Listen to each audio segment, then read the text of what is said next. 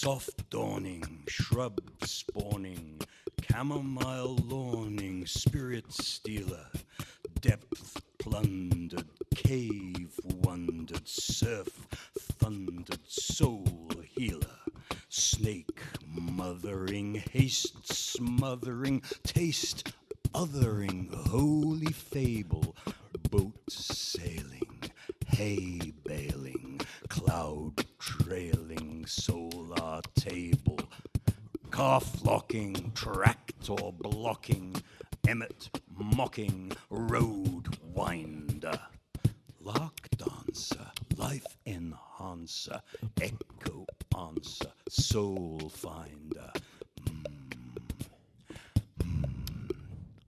bat flitter, linnet twitter, nest sitter, chuff pecker, gale sweeping, watch keeping, widow weeping, ship wrecker, grouse sharing, seafaring, oar bearing, wizard and gnome, west setting, fish netting, tea getting, done fretting, time forgetting, Merlin flying, gull crying, peregrine spying, kestrel and buzzard, the lizard, Cornwall, my home.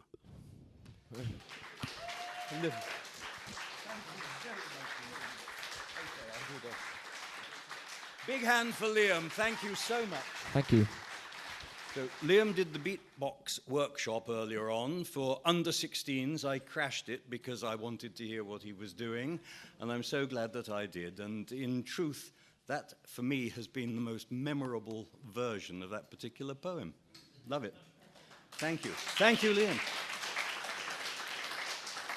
So I'm going to adhere to what I did yesterday. I'm going to risk my reputation by asking people to choose any page between 1 and 190. I mean, if you pick page 190, you'll get the index, and tough luck. It would, wouldn't it? It'd be quite nice, actually. Let's read the index. Okay.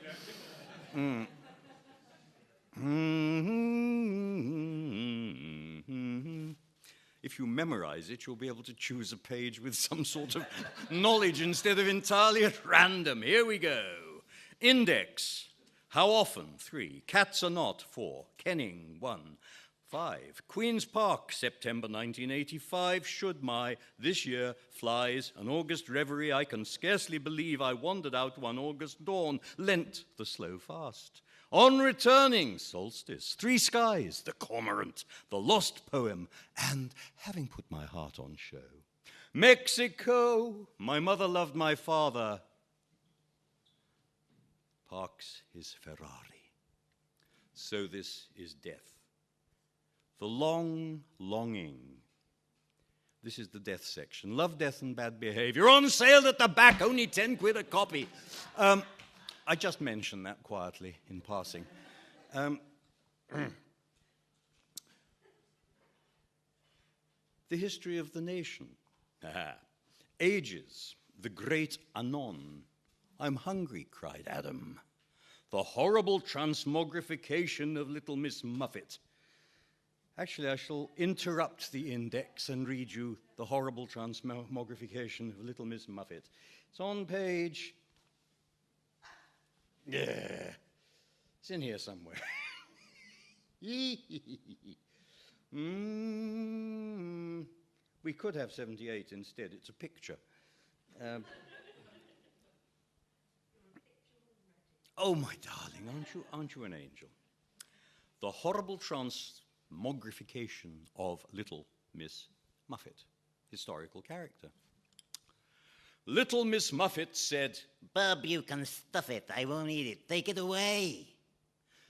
Distressing the waiter that brought her the plate of the chef's special curds of the day. Persisting with calm to conceal his alarm, he protested the charm of the sweet. She straightened her arm, obtruded her palm, and tipped it all over his feet. Let me make myself plain, said this gluteal pain. if you wish to remain in your niche. You'll fulfill my design or your job's on the line. Now get me a burger, capiche? The waiter, whose pride was displayed in his stride, squelched away in a murderous mood, determined, let's say, to gain face for his tray, sent away in a cab for such food. Now, between you and me, the man had a degree and was nicely informed on nutrition. He waited, you see, as a struck-off GP. Some complaint of coercive coition. The burger was brought of a popular sort. It reposed in its polythene box, where steroids compete with debatable meat to repeat the physique of the ox. Miss Muffet fell to with a gusto quite gruesome. A twosome could not have dined faster. It's bad for the soul to swallow things whole. For the body, it's total disaster. Deprived of relief, the hormonal beef sent a chemical jolt through the nerve vine. Build muscle, it said, on her hips, on her head, and don't rest till she's perfectly bovine. Customers swooned as the moppet ballooned, a wobble with blubbery shudders. It wasn't her size that was such a surprise, it was rather the horns and the udders. But what of the staff? Well, they just had to laugh as Miss Muffet made helpless cow eyes. She had quite overlooked the spider, half-cooked, that reposed in the box with the fries. My child, be polite. You know it's not right to be overbearing and rude. And if there's a moral, it's best not to quarrel with people that handle your food.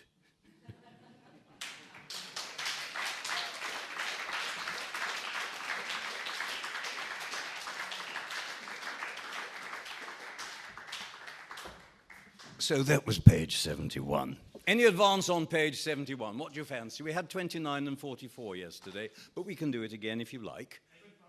Which one? 85. Has he been reading it? Let's see. There are one or two here which should not be read before the watershed. What's a watershed? It's where you keep your surfboard. It's my drummer's joke. Don't blame me. What did you say, 80? 85, 85.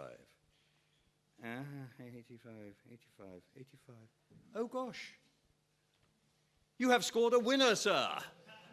Collect the washing machine. The importance of being famous. Oh, this is somewhat Bellockian. Need a deep breath for this one. Where's my pint? Is it sitting something? Hey, I've got one on the go. Here's one we prepared earlier. I need this for this one. Here we go. Commercial for Spingo. This really is the goods, and it travels beautifully.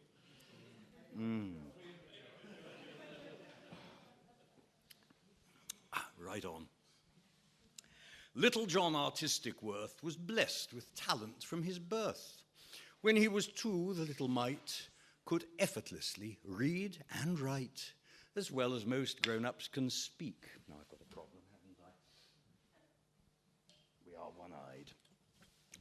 As well as most grown-ups can speak in English and in ancient Greek. And nor was this his only skill. From studying with Roland Hilda, he'd a grasp of brush technique that left Paul Rubens looking weak. As for his dry-point engraving, he'd have had the critics raving if it weren't for father's whim. Oh, but later on we'll get to him. Little John, though barely 4, conducted Brahms without a score. With Simon Rattle, not much worse. And nor was he behind at verse. He wrote a terse and seminal poem on the work of Theobald Boehm, and thus, inspired by wind and wood, could naturally be understood to have a truly pressing need to play upon the beating reed. The oboe and bassoon, indeed. He also learned the ophicleid. His repertoire for this alone, 10 compositions of his own in all the usual tonic keys, plus some employed by the Chinese, quite outshone his fine transcriptions of the songs of the Egyptians. All this in so young a child should have sent the critics wild. So now I'm sure you'll want the crap about his father's handicap. It's simple, really. To his shame, he had a low regard for fame, and feared that if his son were tainted, nothing that he played or painted could be judged upon its merits. Like a mouse pursued by ferrets, little John would never know the peace to let his ideas grow. So the lad was kept sequestered, making sure he'd not be pestered, while he wrote his timeless prose, composing these and painting those. The tutors cost £1 a day. How he wished they'd go away. See the spaces on the wall, the threadbare rugs, the empty hall. How else to keep the bank at bay? Papa looked strained, Mamma turned grey. But both agreed it was a joy to educate their brilliant boy. Little John, when then he grew to manhood, took the useful view that publication of his stuff would probably bring in enough to keep his parents from the street. He thought the idea pretty neat, till agent after agent cried and slapped his thigh and clutched his side. What did you say you wanted to do? Why, no one's ever heard of you. Showed him the door and sent to press the negligible ghosted mess of Debbie Pleb celebrity. Though just a child to you and me, a fool unschooled, she nonetheless made quite an educated guess at just how much the papers pay the sort of bimbo who'd betray a member of the cabinet. She's living on the proceeds yet, a Botox multimillionaire whose implant boobs, false nails, and hair, and tattooed bottom, do we care, are on the chat shows everywhere. And Ian Posh, he's famous too, and unresigned, they never do. The scandal helped him keep his seat where cottaging had risked defeat.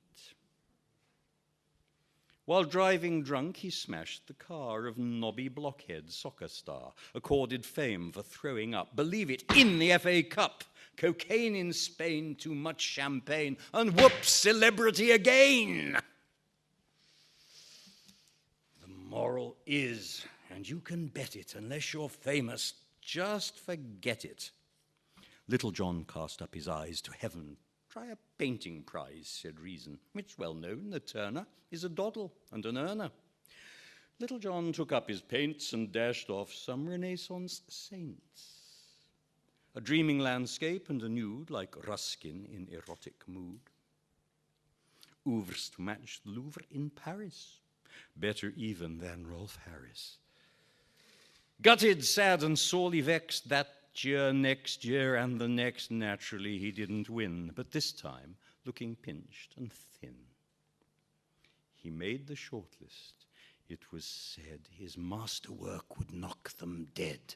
What a concept, simply vast and cutting edge. He had at last purchased for an unnamed price a thermonuclear device, strapped it on and kept his date with the committee and with fate. His fellow artists stood like this, their offerings of shit and piss applauded. But they had to learn this year was not their turn. The whole committee rose as one, as flashlights froze their favorite son. Each one struck a rapturous pose and frozenly embraced the chosen. Little John, among the feces, blew himself and them to pieces. In the deepest pit of hell, little John is doing well. Honor shines as honor must. Parole has even been discussed. He won, of course, but in his heart he wonders, was it really art? Thank you.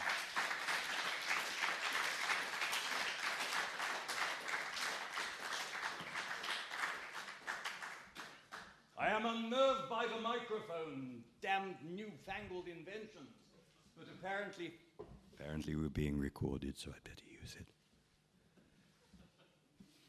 Daniel Philbrooks, ladies and gentlemen, with some pretty cool tattoos and a wonderful T-shirt, is videoing the entire thing. Another number then, thank you, Daniel, for page 85. Any advance on page 85? 22. I haven't practiced number 22.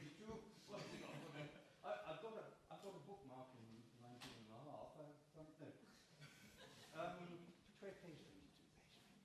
Page 22, page 22. Page 22. Oh gosh, yes, okay.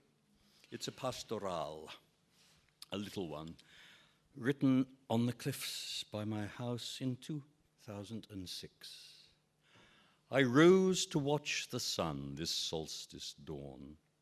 With mindless, tender, interfering care, I saved an ailing, fretting butterfly, released it from the cobweb of its fate, the doom of bonds as strong as damsel hair. It cleaned itself and fluttered to the sky, a dwindling dot of freedom high above, far brighter in the blue than any bird. Its brilliant paean to Lipidian love, as worshipping I watched it from the lawn, entranced me, and I never knew or heard the spider's dark arachnid curse of hate. Yeah.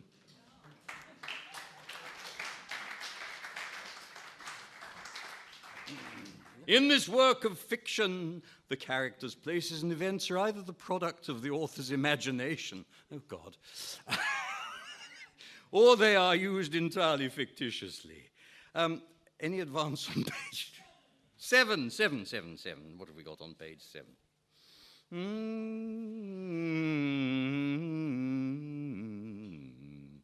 Oh, this is rather fun. September 1985. This was during my exile. I was away from Cornwall for a quarter of a century, and some of the time I spent in London, and this is a London poem. How shall I announce to you my callow immaturity by turning up my stereo that sounds of gross impurity fill up my street, and there belabor even the ears of my farthest, deafest neighbor? Then, too, my choice of voice, yet louder, meaner, bursts from the windows of my green cortina. Thus do I transcend with absolute security my adolescent, hardly pleasant, unrelieved obscurity.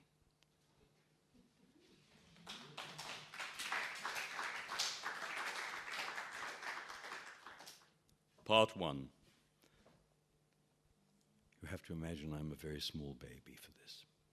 Perception, fuddle, muddle, sleep and wake and feed, and nipple, suck and cuddle are all I want or need. Comfort, love and mummy, toes and fingers too, and rattle, bottle, dummy and nappy, pee and poo.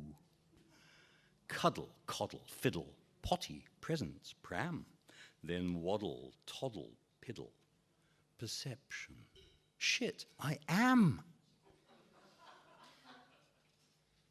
Part 2. I am a conscientious child, my infant crimes are few. My socks are clean and strict routine enforces all I do. It's ABC and jam for tea and punishment and pain. Pronounce your vowels, control your bowels, and wash your ears again. Part 3. Informative grey flannel, a scholarly defeat. Examination panel versus cricket team conceit. The freezing knees of winter and the itching summer heat. My balls have gone all hairy and I've size 11 feet. And now I'm smitten with procrastination. I scarcely have a grip on any situation. I vacillate, equivocate, my shoulders scarcely grown, mistaken for my mother on the bloody telephone. 4. I try to strive for virtue, but how when it's such fun to do the thing I shouldn't with the should thing left undone? I ought to spend time studying, and must I watch my weight? O bread and bed, I worship thee, athletics thou I hate. And now I hear an awesome cry across the pointless years. Drop out, rebel, consigned to hell, the value of your peers. I lie mute in my bedroom, and I can hardly see for tears. 5. Boots dusty on the cracked white road, sun hot upon my skin. Gone my money, lost my watch. New whiskers on my chin. The denim tight about my crotch. The tiger loose within. Thrill me, shake me to my soul. The hot adrenaline runs tingling down my fine young veins. A fig for discipline. The distance beckons, blue above. Come, play the harlequin. And young forever, there goes love. How soft, how sweet is sin. Part 6. But suddenly I'm not so young, and now I see the light, and everything I once did wrong, guess what? I get it right. I rise with robins nicely, precisely like the sun. From 6 to 8 I meditate. From 8 to 10 I run. From 10 to 2 I earn my due, and then I take a shower. And then I do aerobics for 3/4 of an hour. And then I do my paperwork from 3 till 4:30, whilst sitting in a lotus on a futon on the floor.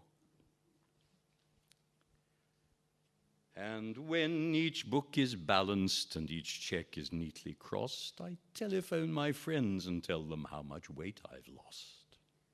My mind is transcendental and my body like a clock, and I speak to every lentil as I boil it in my wok.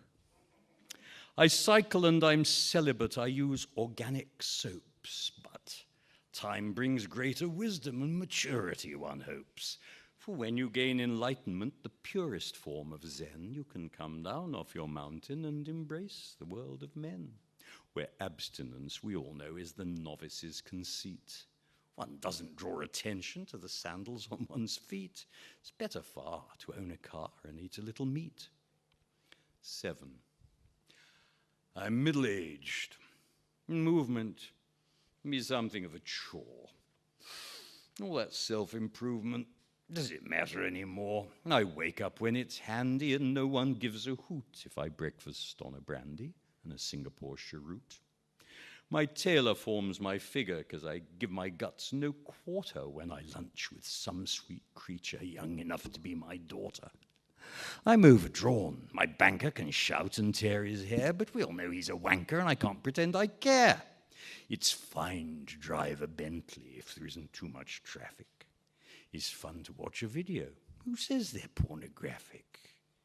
It's grand to snooze till tea time, and then before I dine, from 6 to 8, I fornicate, and if I can, till 9. When seated in the carver with the linen at my throat, we'll rampage through the a la carte and trash the table-d'hote. Then we'll drink until we're merry and we'll smoke until we snore. And I know I'm not an angel, but at least I'm not a bore.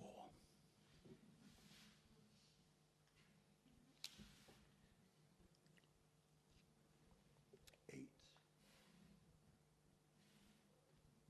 Upon my soul, I'm growing old. I feel it in my skin, through cracked blue lips, too slack to keep the spittle from my chin. Where one side wield the rapier, it's more a safety pin. I dine tonight by candlelight on sardines from the tin. Part 9. Perception, fuddle, muddle. Can this really be? Where did I put my spectacles? Without them I can't see. Do I have to take my pills, or do I have to pee? Where did the golden autumn go, my fine declining years? I lie mute in my bedroom, I can hardly see for tears. Am I then not enlightened? Is that why I'm so frightened? I haven't used you well, dear God, but is there hope for me? I always thought there'd be more time before the final spin. I die tonight by candlelight. Please, will you take me in?